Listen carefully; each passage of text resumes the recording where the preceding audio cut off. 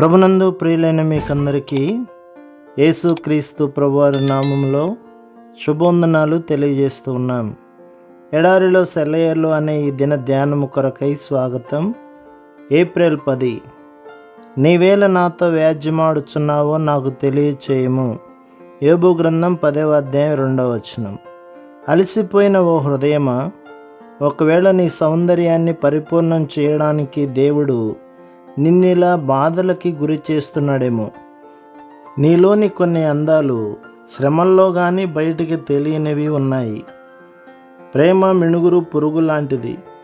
చుట్టూ చీకటి అలుముకున్నప్పుడే తప్ప దాని వెలుగు బయటికి కనబడదు.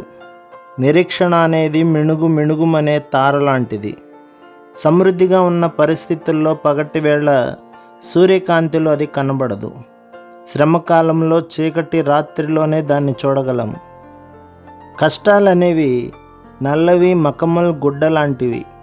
వాటిలో దేవుడు వజ్రాల వంటి తన దీవెనలను చుట్టి తన పిల్లల కోసం ఉంచాడు.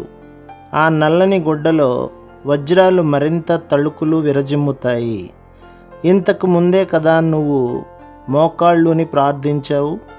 ప్రభు, నాకు విశ్వాసం లేదేమోనని నాకు సందేహంగా ఉంది. నాకు విశ్వాసం ఉంది అని నాకు తెలిసేలా చెయ్యి అని. మరి కష్టాలను పంపమని ప్రార్థించడమేగా ఇది. నీకు తెలియకపోవచ్చు ఈ ప్రార్థనకి పర్యవసానం. ఎందుకంటే నీలోని విశ్వాసం పరీక్షకు గురైనప్పుడే కదా విశ్వాసం అసలు ఉన్నది లేనిది తెలిసేది. ఇది నీకు ఆధారం. మనలోని సులక్షణాలు వెలుగులోకి రప్పించడం కోసం దేవుడు మనపైకి శ్రమలను పంపుతుంటాడు. మనలో అవి ఉన్నాయి అన్న నిర్ధారణ మనకి కలగడం కోసం ఆ శ్రమలు మనకి సంభవిస్తూ ఉంటాయి. ఇది కేవలం మనలోని ఆత్మ సౌందర్యాన్ని తెలుసుకోవడం మాత్రమే కాదు, ఆ సౌందర్యం అభివృద్ధి కావడానికి కూడా ఈ పవిత్రమైన శ్రమలు తోడ్పడతాయి.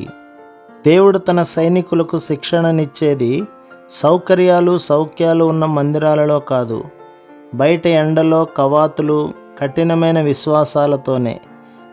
ఆయన వాళ్ళని సెలయేళ్ల కడ్డం పడి నడవమంటాడు, నదుల్ని ఈదమంటాడు, కొండలెక్కమంటాడు, వీపు మీద బోలెడంత బరువుతో మైళ్ళ తరబడి నడిపిస్తాడు. క్రైస్తవుడా, నువ్వు అనుభవిస్తున్న శ్రమలకు కారణం ఇదే. నీతో ఆయన వ్యాజ్యం ఆడడానికి కారణం ఇదే.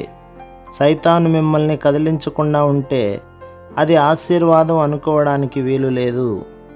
ప్రభు మిమ్మును, మీ కుటుంబమును, మీ సంఘమును దీవించి ఆశీర్వదించునుగాక.